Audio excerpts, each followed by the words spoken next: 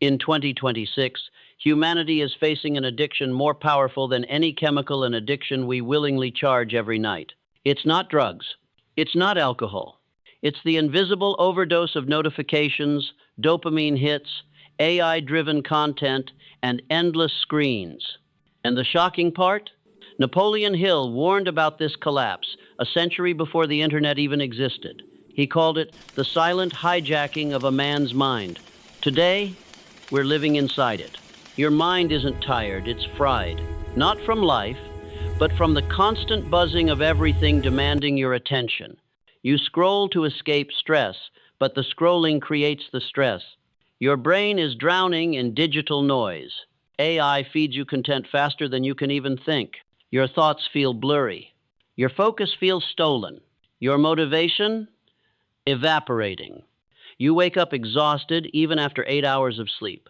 Not because your body is tired, but because your mind has become a battlefield and every notification is another bullet. This isn't a bad habit anymore.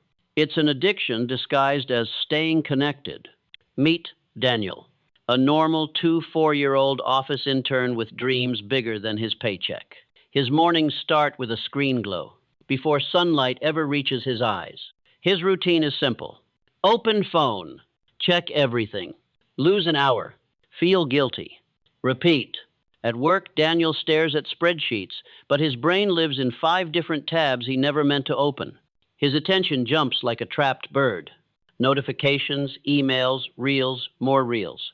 Some nights he collapses on his bed with headphones still on, drowning in motivational videos he never applies. He whispers to himself, "Why am I so tired when I didn't do anything?" One night, his breaking point comes. Heart pounding, mind shaking. A panic attack triggered by nothing except everything. Daniel realizes the truth. He's not lazy. He's not weak. His mind is burning out in slow motion. If Napoleon Hill were alive in 2026, he wouldn't be surprised. He predicted this exact collapse when he wrote about the weakening of the disciplined mind. But let's modernize it. Hill believed the world would eventually create systems built to override your ability to think independently. Back then, it was newspapers, gossip, noise. Today, it's AI algorithms engineered to steal your mental bandwidth. Hill warned that a person who can't control their mind becomes a slave to whatever controls it for them. In 2026, that whatever is your phone, your apps, your endless feed. Hill wasn't talking about social media, but he described it perfectly.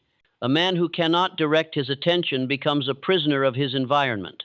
And now, our environment is digital, and it never turns off. Look at people who operate at the highest level today. Elon Musk, the latest distracting apps, works in deep focus blocks. Kobe Bryant, trained like distraction, was an enemy. David Goggins rewired his identity to break mental loops. AI innovators build empires through focused thinking, not scattered attention. Why do they rise while others burn out? Because they protect the one resource the world is currently stealing: their attention. Digital burnout destroys people quietly. High performers beat it loudly, with discipline that looks almost supernatural in 2026. 1. The 90-second neural reset. Every time you feel overwhelmed, stop everything for 90 seconds. Close your eyes.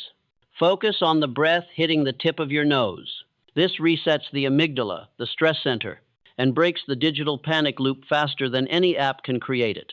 2. The no-glow morning rule. For the first 60 minutes after waking, no screens, no phone, no glow. Just you and your thoughts, the way Hill said a man should begin his day. This single habit rebuilds mental clarity like clean oxygen entering the brain.